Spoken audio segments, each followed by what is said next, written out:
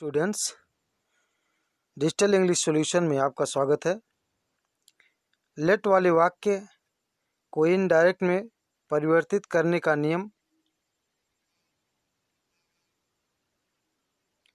यदि reported speech की शुरुआत लेट से हो और उसके बाद अस आया हो तो लेट अस को हटा दिया जाता है।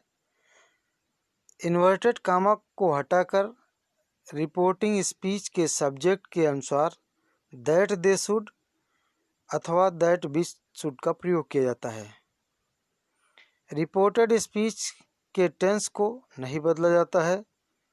सेड को सजेस्टेड में अथवा प्रोपोज्ड में बदल दिया जाता है।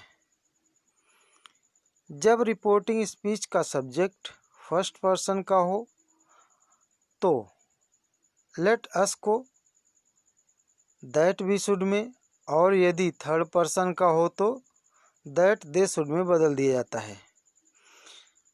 लेट वाले वाक्य का एक और प्रकार होता है। यदि रिपोर्टेड स्पीच में लेट के बाद अस शब्द न आया हो तो वाक्य को इनडायरेक्ट में बदलते समय निम्नलिखित परिवर्तन किया जाता है। लेट के पहले टू का प्रयोग किया जाता है। सेड और सेड टू को रिपोर्टेड स्पीच के भाव के अनुसार ordered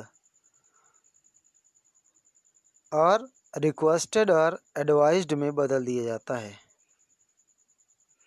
third rule, reported speech के टेंस को नहीं बदला जाता है।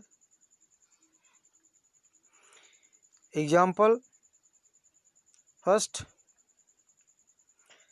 He said to me let us play football. Indirect में परिवर्तन इसका करेंगे तो हो जाएगा he proposed to me that they should play football. Let us को दैट दे शुड में बदला गया। रीजन आपको पहले ही बताया है मैंने कि रिपोर्टिंग स्पीच का सब्जेक्ट अगर थर्ड पर्सन में है तो लेट अस को दैट दे शुड में बदला जाएगा। इसी वजह से दैट दे शुड में बदला गया। दूसरा, I said to him let us dance. I said to him let us dance. तो इस वाक्य में I proposed to him that we should dance. तो I said to him that we should dance. तो वी शुड का प्रयोग यहाँ किया गया दैट वी शुड का, क्योंकि लेट अस जो है वो बदला है रिपोर्टिंग स्पीच के सब्जेक्ट आई के अनुसार। और फिर अगला वाक्य है he said to me let her take bed rest. तो इनडायरेक्ट में जब बदलेंगे तो लेट हर टेक रेस्ट से व्यक्त होता है एडवाइस, इसलिए सेड टू को एडवाइज्ड में बदला गया। तो he advised me to take her bed rest. अगला, the principal said to the peon let the boys not come इन।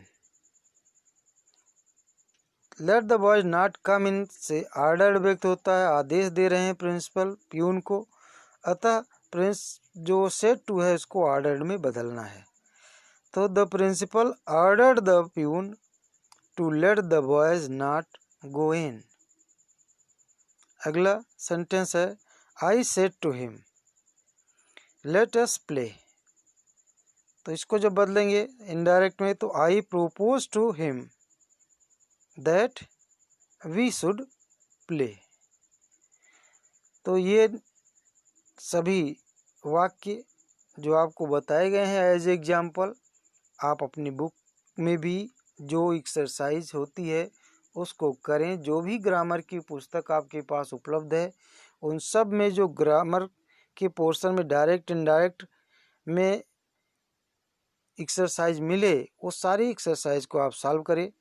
यदि सॉल्व करते हैं तभी आपको अच्छी सफलता मिल सकती है। तो यदि आपको ये वीडियो पसंद आया हो तो लाइक करना ना भूलिए, और अगर आप मेरे चैनल पर पहली बार आए हैं, नए हैं, तो आप इसे सब्सक्राइब ज़रूर कर लीजिए ताकि आपको आने वाले वीडियोस की नोटिफिकेशन समय पर मिलती रहे।